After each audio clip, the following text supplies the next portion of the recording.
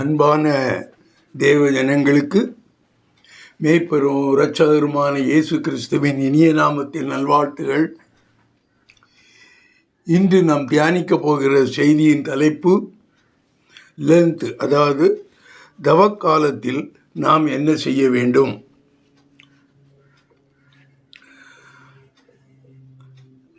இயேசு கிறிஸ்து உயிர்த்தெழுந்த நாளை ஈஸ்டர் என்று கிறிஸ்தவர்களால், குறிப்பாக ரோமன் கேத்தலிக்ஸ், கிறிஸ்டியன்ஸ் அதை அழைக்கிறார்கள்.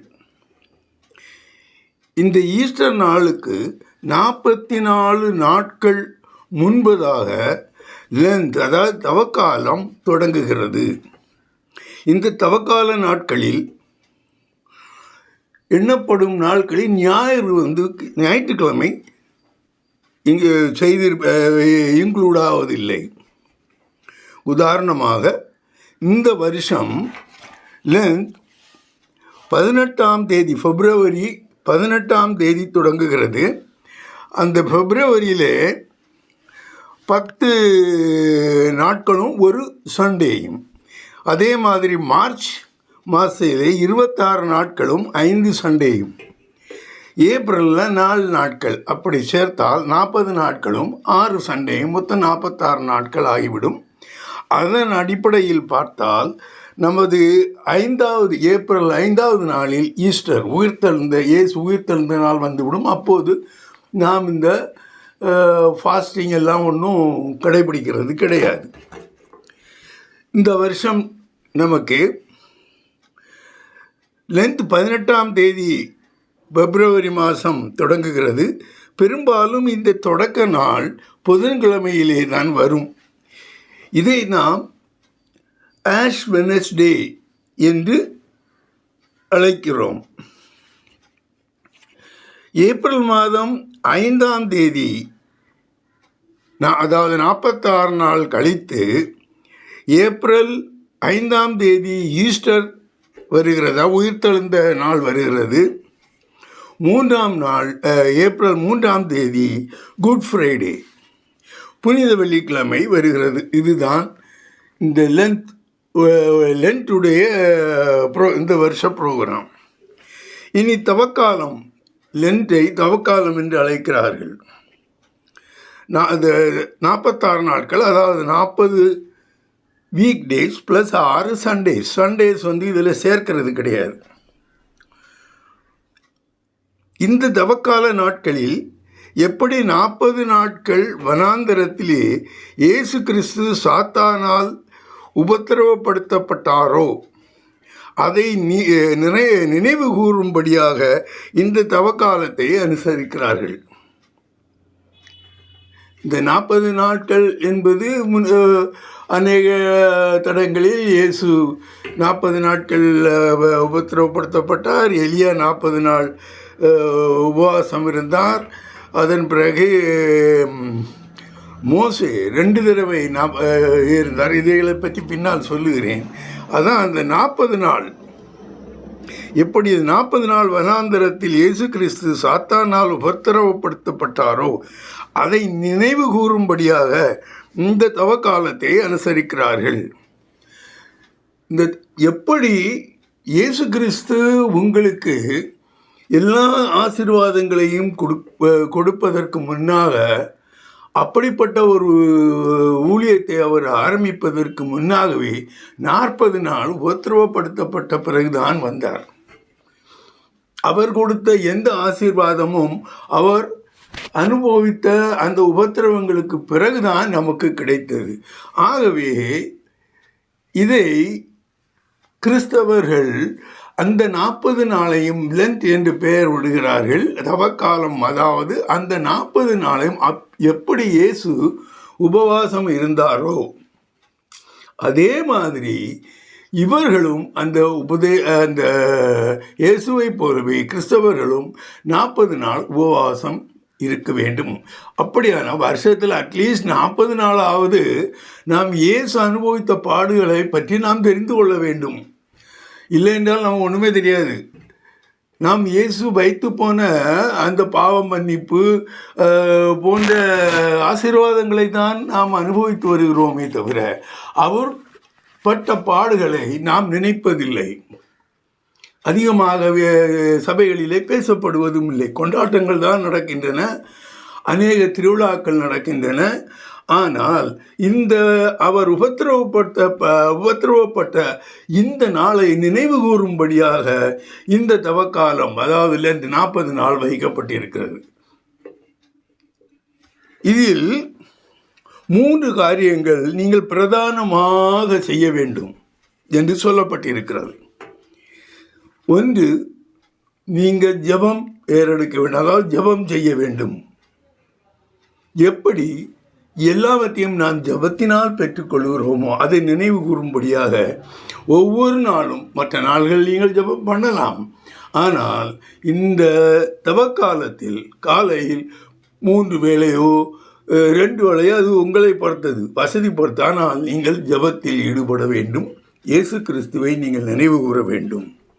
அடுத்ததாக உபவாசம் மேற்கொள்ள வேண்டும். குறிப்பாக அசைவ உணவுகளை விட்டுவிட வேண்டும்.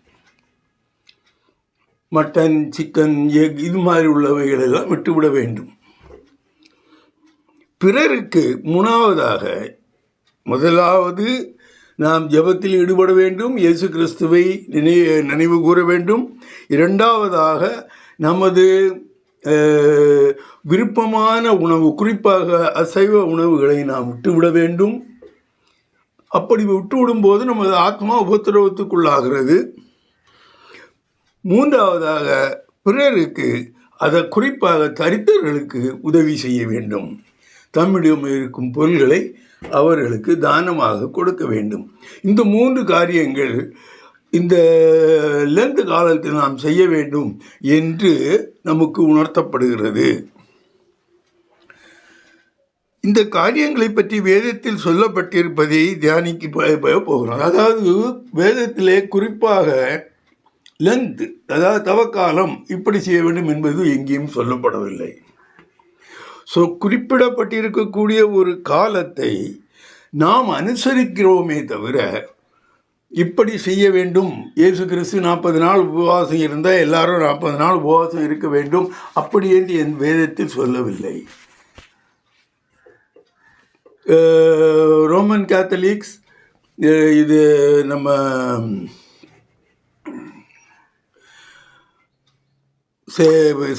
இது சவுத் இந்தியன் சர்ச்சஸ், அதாவது இந்த சிஎஸ்ஐ சர்ச்சஸ் தவிர மற்ற பெந்தகோஸ்தே சபைகளும் தானாகவே, அதாவது தனிப்பட்ட முறையில் இயங்குகிற மற்ற சபைகளும் இதை கடைப்பிடிப்பதாக தெரியவில்லை.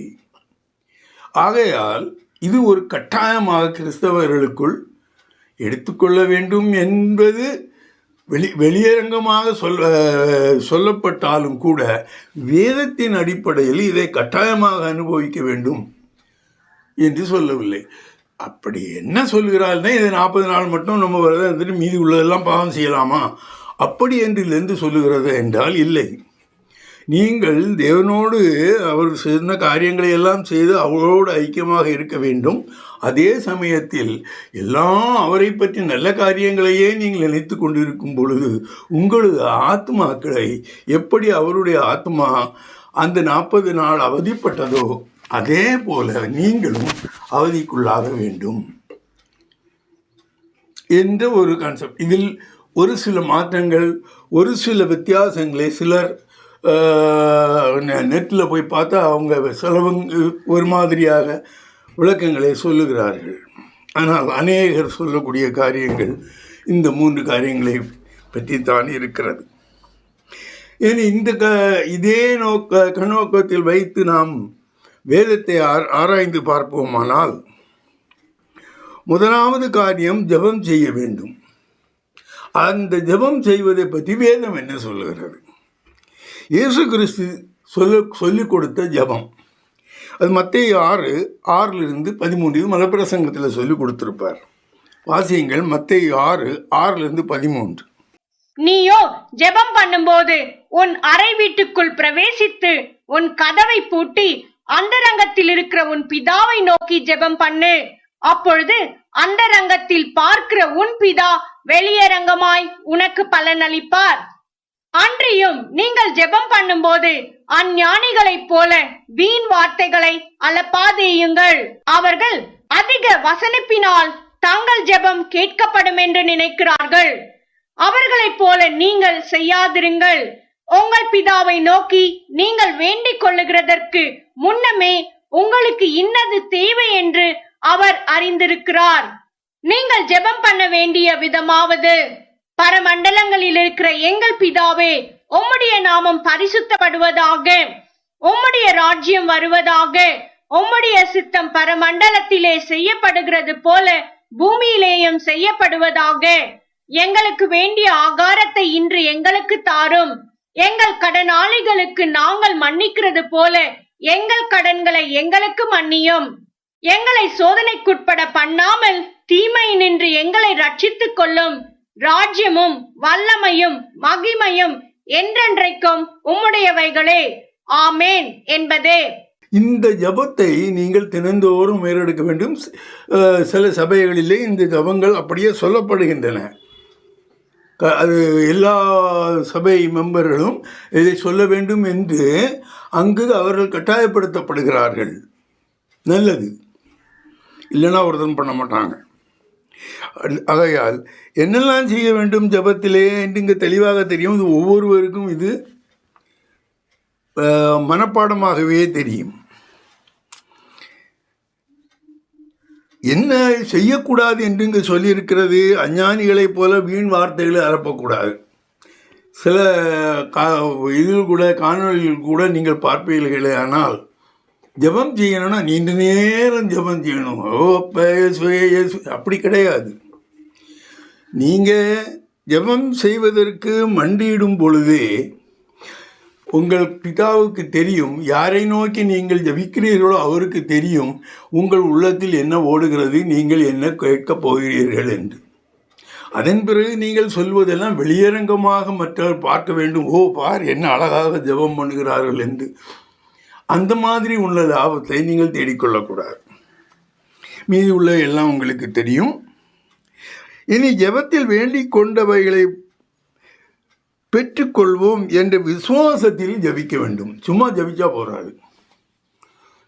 அந்த ஒரு ஜபம் நாம் மேலெடுக்கும் பொழுது, ஒரு விண்ணப்பம் நாம் தேவனை நோக்கி வைக்கும் பொழுது, அந்த விண்ணப்பத்தில் எதை கேட்கிறோமோ அதை பெற்று கொண்டோம் என்ற ஒரு நம்பிக்கை வர வேண்டும். நாம் ஜபிச்சிட்டோம்ப்பா, கண்டிப்பாக அது எனக்கு கிடைக்கும், இந்த மாதிரியான ஒரு ஃபீலிங் உங்களுக்கு வர வேண்டும். மார்க் 11:22 24 வரை வாசிப்பீர்களே. ஆனால் இயேசு அவர்களை நோக்கி, தேவனிடத்தில் விசுவாசம் உள்ளவர்களாயிருங்கள். எவனாகிலும் இந்த மலையை பார்த்து நீ பெயர்ந்து சமுத்திரத்திலே தள்ளுண்டு போ என்று சொல்லி தான் சொன்னபடியே நடக்கும் என்று தான் இருதயத்தில் சந்தேகப்படாமல் விசுவாசித்தால் அவன் சொன்னபடியே ஆகும் என்று மெய்யாகவே உங்களுக்கு சொல்லுகிறேன். ஆதலால் நீங்கள் ஜெபம் பண்ணும் போது எவைகளை கேட்டுக்கொள்வீர்களோ அவைகளை பெற்றுக்கொள்வோம் என்று விசுவாசியுங்கள். அப்பொழுது அவைகள் உங்களுக்கு உண்டாகும் என்று சொல்லுகிறேன். அது தெளிவாக சொல்லப்பட்டிருக்கும். நீங்கள் ஜெபம் பண்ணும்போது எவைகளை கேட்டுக்கொள்வீர்களோ அவைகளை பெற்றுக்கொள்வோம் என்று விசுவாசியுங்கள், அப்பொழுது அவைகள் உங்களுக்கு உண்டாகும் என்று சொல்லுகிறேன். அநேக உதாரணங்கள் வேதாமத்திலே கொடுக்கப்பட்டிருக்கின்றன. பர்திமேயு என்ற அந்த குருடன் இயேசு அழைக்கிறார் என்று கேள்விப்பட்ட பொழுது, இயேசு அழைக்கிறாரா என்ற உடனே அவன் பார்வை அடைந்ததாகவே நினைத்து விட்டான். அது வரைக்கும் கத்தனான், இயேசுவே என்னை காப்பாற்றும், தாவீதின் குமாரனே எனக்கு இறங்கும்.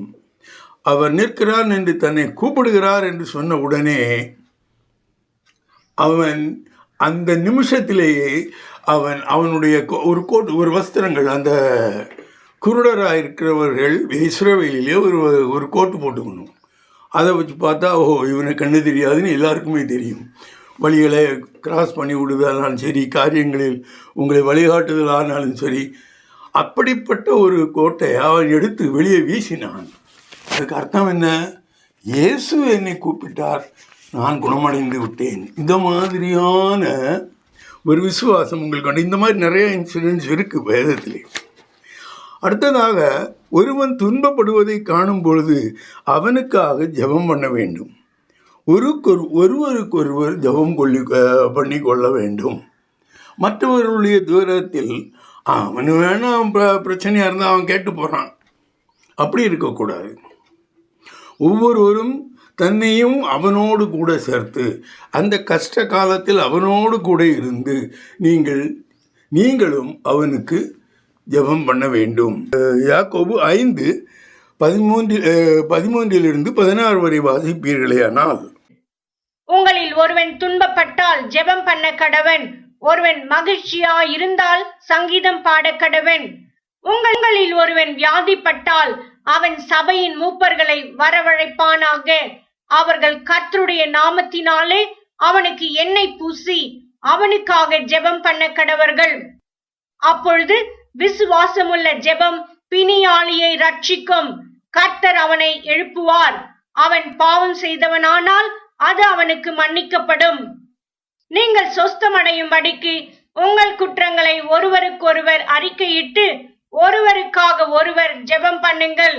நீதிமான் செய்யும் ஊக்கமான வேண்டுதல் மிகவும் பலனுள்ளதாயிருக்கிறது. யாக்கோபு எழுதிய நிருபம் கொஞ்சம் அது பழைய ஏற்பாட்டை சார்ந்ததாக இருக்கும். யாக்கோபு புதிய ஏற்பாட்டில் வருவதற்கு முன்னாலே ஏரோது மன்னனால் கொலை செய்யப்பட்டு விட்டார். அதற்கு முன்னதாகவே அவர் எழுதிய எல்லா காரியங்களும் அந்த பழைய ஏற்பாட்டுடைய முறைமையின்படியே தான் இருக்கும். இது இவ்வளோ முதல்ல உள்ள 3 காரியங்களே முதல்ல ஒன்று ஜெபம் பண்ண வேண்டும். அந்த ஜெபம் காரியங்களை நாம் பார்த்தோம். எப்படி ஜெபம் மற்றவர்களுக்காக ஜெபிக்க வேண்டும், அந்த விஷயங்களை எல்லாம் நாம் பார்த்தோம். இனி உபவாசம் இருக்க வேண்டும். இது ஒரு பெரிய டாபிக். இயேசு கிறிஸ்து 40 நாட்கள் வனாந்தரத்தில் உபவாசம் இருந்து சோதனையில் சாத்தானை தோற்கடித்ததை கூடிய வரைக்கும் இயேசு கிறிஸ்து உபவாசம் இருந்தது போல நீங்களும் 40 நாட்கள் உபவாசம் இருக்க வேண்டும். இந்த உபவாசத்திலே நீங்கள் விரும்பி உண்ணும் உணவை நீங்கள் தவிர்க்க வேண்டும். நல்லா சிக்கன் தோசை தான் எப்பவும் சாப்பிடுவேன், எனக்கு பிடித்ததுன்னா அதை விட்டுணும். ஆத்மாவை நீங்கள் உபத்திரவப்படுத்தி அதை தாழ்மைப்படுத்த வேண்டும். நல்லா சாப்பிட்டீங்கன்னா உங்கள் மாமிச உணர்வுகள் எழும்பும், ஆத்மாவிற்கு அது அடங்காது.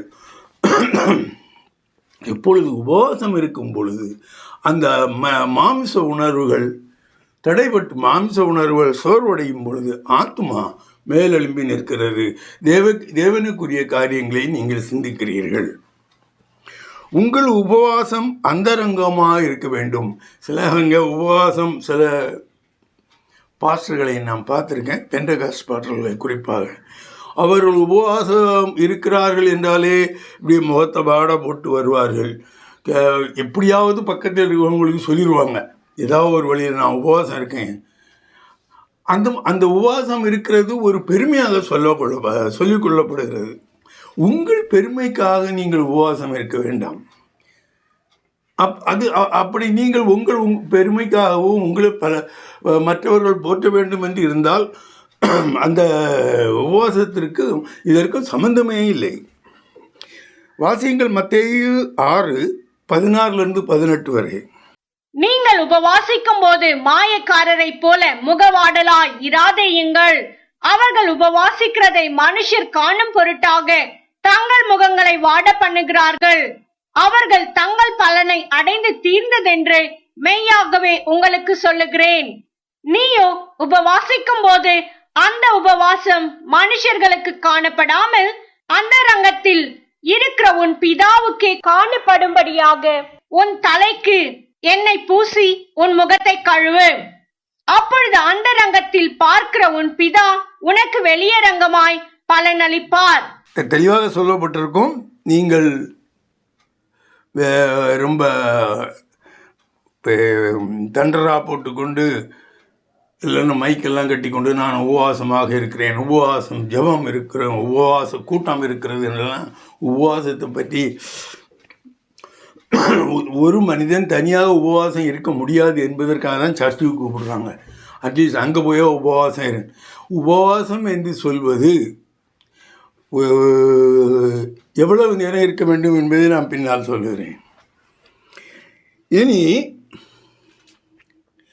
கர்த்தர் விரும்பும் உபவாசம் என்னவென்பதை ஏசாயா தீர்க்கதரிசி வெளிப்படுத்தி இருக்கிறார்.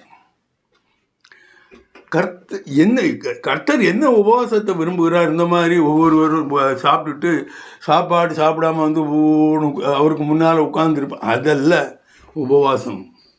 நீங்கள் ஏசாயா 58:3-7 வரை வாசியுங்கள். நாங்கள் உபவாசம் பண்ணும்போது நீர் நோக்காமல் இருக்கிறதென்ன? நாங்கள் எங்கள் ஆத்துமாக்களை ஒடுக்கும்போது நீர் அதை அறியாமல் இருக்கிறதென்ன என்கிறார்கள். இதோ நீங்கள் உபவாசிக்கும் நாளிலே உங்கள் இச்சையின்படி நடந்து உங்கள் வேலைகளை எல்லாம் கட்டாயமாய் செய்கிறீர்கள். இதோ வழக்குக்கும் வாதுக்கும் துஷ்டதனத்தையுடைய கையினால் குத்துகிறதற்கும் உபவாசிக்கிறீர்கள். நீங்கள் உங்கள் கூக்குரலை உயரத்திலே கேட்க பண்ணும்படியாய் இந்நாளில் உபவாசிக்கிறது போல் உபவாசியாதிருங்கள்.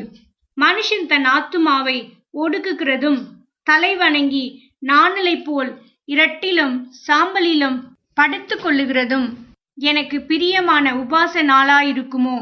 இதையும் உபவாசம் என்றும் கர்த்தருக்கு பிரியமான நாள் என்றும் சொல்லுவாய்.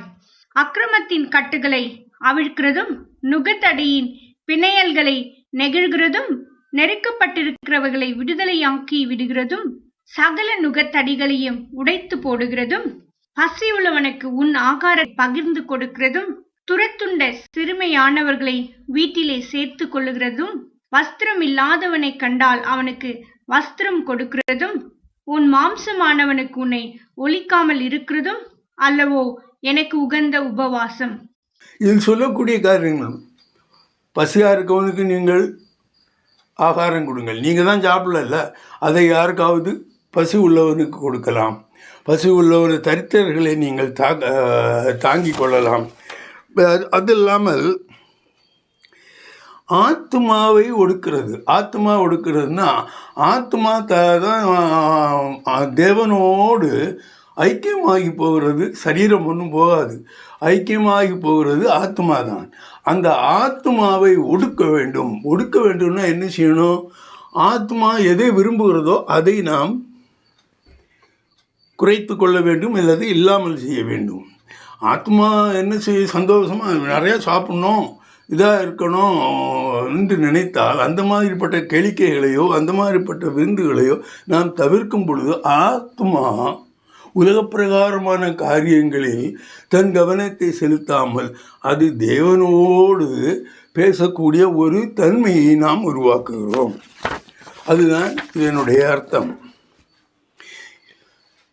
மூன்றாவது காரியம், நாம் பிறருக்கு கொடுக்க வேண்டும், அதாவது தான தர்மம் செய்ய வேண்டும். இப்போ கொடுப்பது நல்லது.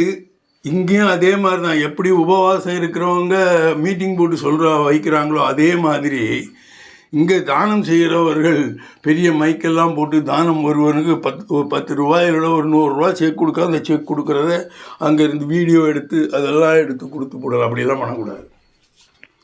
அதை தேவன் விரும்புவதில்லை. அவர் எப்படி இருக்க வேண்டும் என்று விரும்புகிறார் என்பதை மத்தேயு 6:1-4 வரை வாசியுங்கள். மனுஷர் காண வேண்டும் என்று அவர்களுக்கு முன்பாக உங்கள் தர்மத்தை செய்யாதபடிக்கு எச்சரிக்கையாயிருங்கள். செய்தால் பரலோகத்தில் இருக்கிற உங்கள் பிதாவினிடத்தில் உங்களுக்கு பலனில்லை. ஆகையால் நீ தர்மம் செய்யும் போது மனுஷரால் புகழப்படுவதற்கு மாயக்காரர் ஆலயங்களிலும் வீதிகளிலும் செய்வது போல உனக்கு முன்பாக தாரை ஊதுவியாதே. அவர்கள் தங்கள் பலனை அடைந்து தீர்ந்ததென்று மெய்யாகவே உங்களுக்கு சொல்லுகிறேன். நீயோ தர்மம் செய்யும் போது உன் தர்மம் அந்தரங்கமாய் இருப்பதற்கு உன் வலது கை செய்கிறதை உன் இடது கை அறியாதிருக்க கடவது. அப்பொழுது அந்தரங்கத்தில் பார்க்கிற உன் பிதா தாமே உனக்கு வெளியரங்கமாய் பலனளிப்பார். அந்தரங்கத்தில் பார்க்கிறவன் பிதாதாமே உனக்கு வெளியரங்கமாய் பலனளிப்பார்னு போட்டிருக்கு. அதனால் நீ செய்யக்கூடிய தான தர்மங்கள் எல்லாம், அது சொல்லுவாங்க, வலது கை செய்கிறது இடது கை அறியாமல், இடது கை செய்கிறது வலது கை அறியாமல், அந்த மாதிரி கூட இருக்க வேண்டாம். ஆனால் முடிந்த அளவிற்கு அதை ஒரு பப்ளிசைஸ் பண்ணாமல் உங்கள் தான தர்மங்கள் இருக்க வேண்டும். அடுத்ததாக, இந்த தவக்கால நாட்களில் நாம் இயேசு நமக்காக செய்த தியாகங்களையும், அவர் அனுபவித்த உபத்திரவங்களையும், அவர் அனுபவித்த சித்திரவதைகளையும் நாம் மனதில் சதா காலங்களிலும் நினைத்திருக்கும்படி சில வேத வசனங்களை நம்முடைய இருதயங்களில் நாம் தியானித்திருக்க வேண்டும். இது லென்த் நாட்களுக்கு மட்டுமல்ல, சதா காலமும் இந்த வசனங்கள் உங்களுக்கு தெரிந்திருக்க வேண்டும். இயேசு கிறிஸ்து உங்களுக்கு என்ன செய்தார் என்பதை சொல்லக்கூடிய இந்த வசனங்கள் உங்களுக்கு உங்கள் மனதில் நீங்காத ஒரு இடம் பெற்றவைகளாக இருக்க வேண்டும். இயேசு கிறிஸ்து என்று சொன்னாலே அவர் உங்களுக்கு என்ன நன்மைகளை செய்தார் என்ற நினைவு வரது ஒன்று.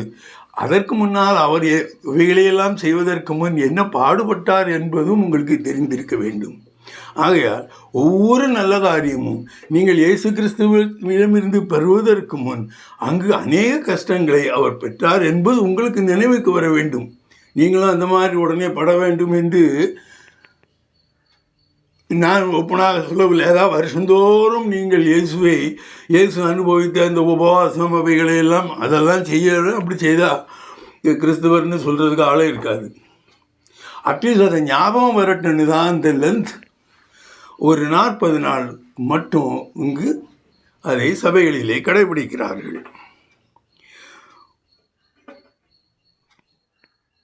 தனது மேன்மையான இடத்தை துறந்து இயேசு கிறிஸ்து நம்மை பாவத்தில் இருந்து மீட்க மனிதனாக பிறந்தார். எந்தெந்த வசனங்களெல்லாம் நம்ம ஞாபகத்தில் வச்சிருக்கணும், எந்தெந்த வசனங்களத்தில் சொல்லி இருப்பவர்கள் சதா காலங்களிலும் உங்களிடம் இருக்க நீ கிறிஸ்தவனாக இருக்கும் பொழுது.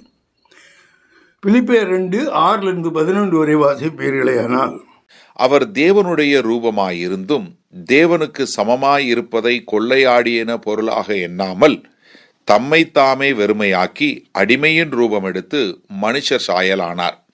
அவர் மனுஷ ரூபமாய் காணப்பட்டு மரண பரியந்தம், அதாவது சிலுவையின் மரண பரியந்தமும் கீழ்ப்படிந்தவராகி தம்மைத்தாமே தாழ்த்தினார். ஆதலால் தேவன் எல்லாவற்றிற்கும் மேலாக அவரை உயர்த்தி இயேசுவின் நாமத்தில் வானோர் பூதலத்தோர் பூமியின் கீழானோருடைய முழங்கால் யாவும் முடங்கும்படிக்கும் பிதாவாகிய தேவனுக்கு மகிமையாக இயேசு கிறிஸ்து கர்த்தரென்று நாவுகள் யாவும் அறிக்கை பண்ணும்படிக்கும் எல்லா நாமத்திற்கும் மேலான நாமத்தை அவருக்கு தந்தருளினார். அவர் தேவன் திரியேக தேவனில் ஒருவராக இருந்தார். தான் தேவத்தன்மையை வைத்துவிட்டு மனிதனாக வந்து உலகத்தில் அடையக்கூடிய எல்லா கஷ்டங்களையும் அவர் அடைந்தார். அவர் தேவன் என்று சொல்லிக்கொள்ளவில்லை. அவரை உபத்திரவப்படுத்தும் பொழுது அவர் நீ என்ன பொண்ணு செய்யக்கூடாது, நான் தேவனாக்கும், அந்த மாதிரி எல்லாம் பேசவில்லை. எல்லா காரியத்திற்கும் உலக பிரகாரமாக நடந்த எல்லா காரியத்திற்கும் அவர் தன்னை விட்டு கொடுத்தார்.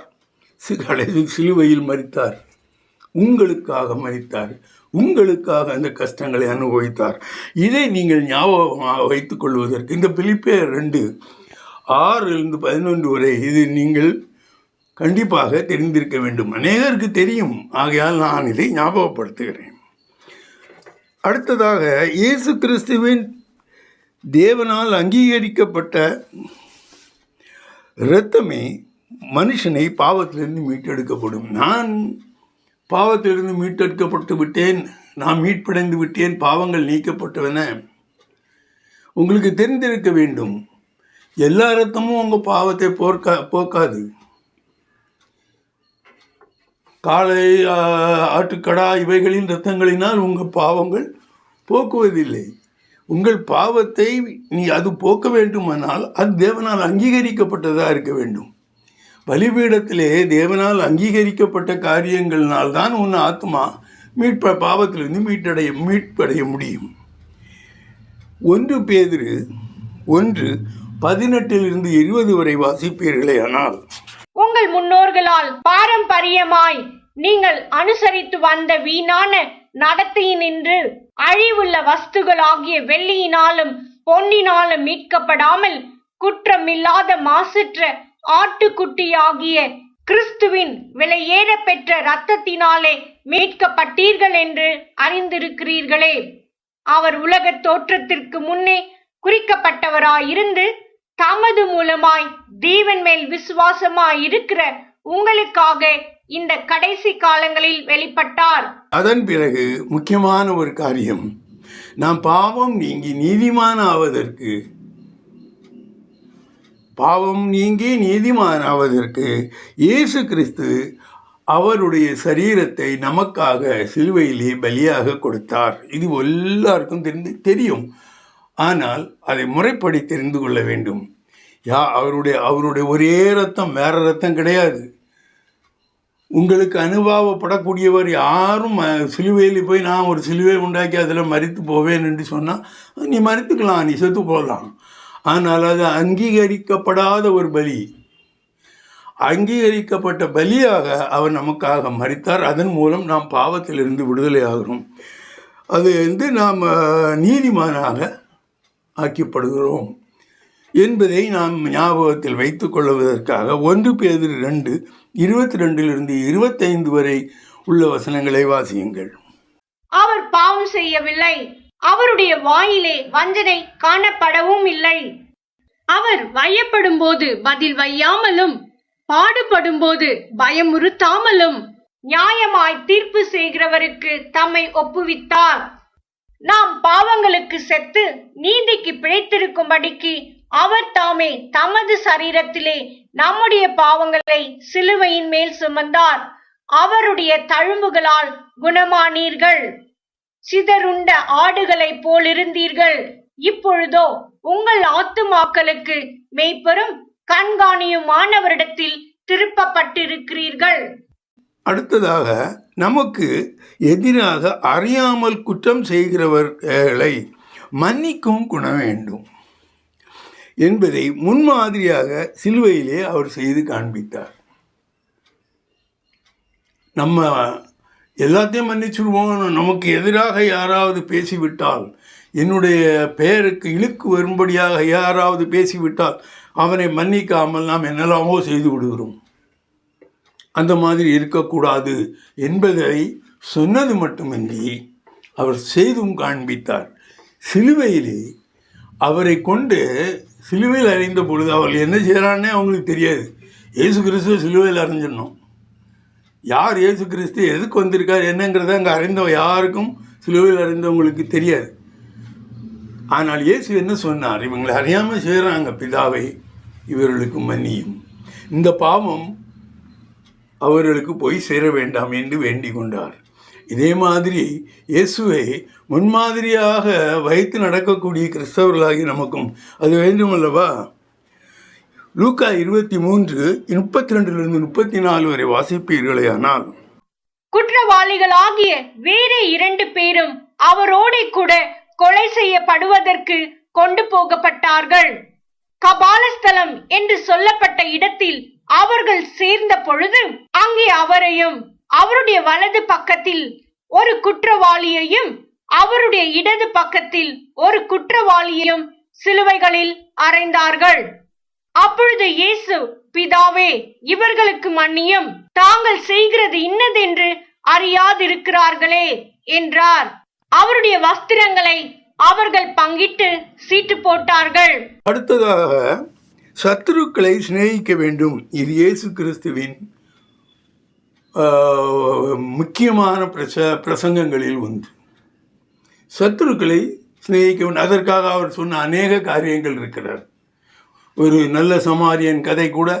சமாரியன் அவன் யூதன் அல்ல, யூதருக்கு எதிரியானவன். அவன் யூதன் ஒரு அடிபட்டு கிடந்த பொழுது சமாரியன் வந்து, இவன் எனக்கு எதிரி இல்லவா அப்படி என்று தள்ளி போடவில்லை. அவனை அவன் சிநேகிதனாக ஏற்றுக்கொண்டான். ஆகவே நீங்கள் அந்த உங்களுக்கு விரோதியாக இருப்பவர்களை நீங்கள் சிநேகிக்க வேண்டும். இது கிறிஸ்தவர்களுக்கு மிகவும் குறிப்பாக, இந்த ஊழியம் செய்கிறவர்களுக்கு இது குறிப்பாக தெரிந்திருக்க வேண்டும். வாசியங்கள் மத்தேயு 5:43-45 வரை.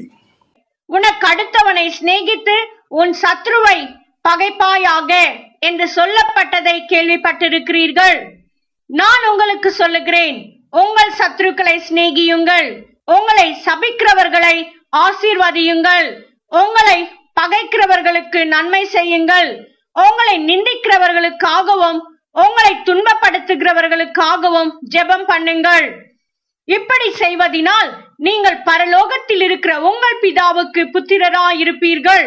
அவர் தீயோர் மேலும் நல்லோர் மேலும் தமது சூரியனை உதிக்க பண்ணி நீதியுள்ளவர்கள் மேலும் அநீதியுள்ளவர்கள் மேலும் மழையை பெய்ய பண்ணுகிறார்.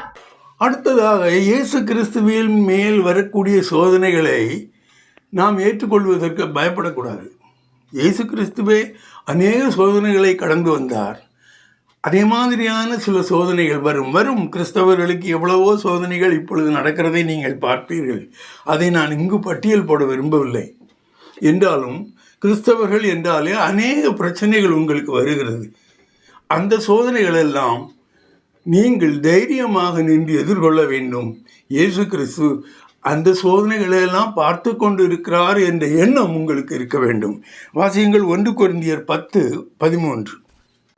மனுஷருக்கு நேரிடுகிற சோதனையே அல்லாமல் வேறே சோதனை உங்களுக்கு நேரிடவில்லை. தேவன் உண்மையுள்ளவராய் இருக்கிறார். உங்கள் திராணிக்கு மேலாக நீங்கள் சோதிக்கப்படுகிறதற்கு அவர் இடங்கொடாமல் சோதனையை தாங்கத்தக்கதாக சோதனையோடு கூட அதற்கு தப்பிக்கொள்ளும்படியான போக்கையும் உண்டாக்குவார். இவைகளெல்லாம் நீங்கள் உங்கள் மனதிலே கொண்டு இந்த தவக்கால நாட்களை வரக்கூடிய அந்த 40 நாளையும் நீங்கள் அனுசரிப்பீர்களே, ஆனால் அட்லீஸ்ட் இயேசு கிறிஸ்து உங்களுக்காக பாடுபட்டார் என்பதை நீங்கள் மனதில் கொண்டிருக்கிறீர்கள், அவருக்கு நன்றி உள்ளவர்களாக இருக்கிறீர்கள் என்று நாம் எடுத்துக்கொள்ளலாம். எவ்வளவு தடைகள் பிரச்சனைகள் அவருடைய பாதையில் எழுது கொண்டாலும் தேவனுடைய பேரில் அவர் கொண்டிருந்த அன்பு, விசுவாசம், கீழ்ப்படிதல் மூலம் ஆத்மாக்களை தாழ்த்தும் பொழுது கீழ்ப்படிதல் வருகிறது மூலம் எல்லாவற்றையும் அவர் மேற்கொண்டார். நாமும் அதுபோல எல்லா நேரங்களிலும் தேவன் மேல் அன்பு கொண்டு அவரிடம் மேல் உறுதியான விசுவாசம் கொண்டு அவர் போதனைகள் படி நாம் நடக்க வேண்டும். சதா காலங்களிலும் அவருடைய கட்டளைகளுக்கு கீழ்ப்படிந்திருக்க வேண்டும் என்பதை சொல்லிக்கொண்டு இந்த தவக்காலத்தில் நீங்கள் இயேசுவை விசுவாசித்து அவருடைய பாடுகளை நீங்கள் உணர்ந்து கொள்ள வேண்டும் என்று தேவன் விரும்புகிறார். அன்பான பிதாவே, மீட்பர் சகோதரமான இயேசு கிறிஸ்துவை அன்றாடம் வழி நடத்தும் ஆவியானவரே, இன்றும் நீர்பட்ட இந்த கஷ்டங்களையும் நீர்பட்ட இந்த உபத்திரவங்களையும் உமது சிலுவை மரணத்தையும் இந்த தருணத்தில் நாங்கள் நினைவு கூறுகிறோம். ஆண்டவரே, அப்படி நினைவு கூறும்போது நீர் வெளிப்படும் உம்மை பற்றிய எல்லா அறிவுகளும் எங்களுக்கு பூரணமாக எங்களுடைய ஆத்மாக்களுக்கு கிடைக்கும்படியாக செய்யும். அப்படி அது போக மீதி உள்ள நாட்களில் இந்த சோதனைகளை எங்கள் மனதில் பதிந்திருக்கும்படியாகவும் நீர் அருள் செய்யும். நீர் அப்படி செய்ய போவதற்காக கோடான கோடி நன்றி. ஆமேன்.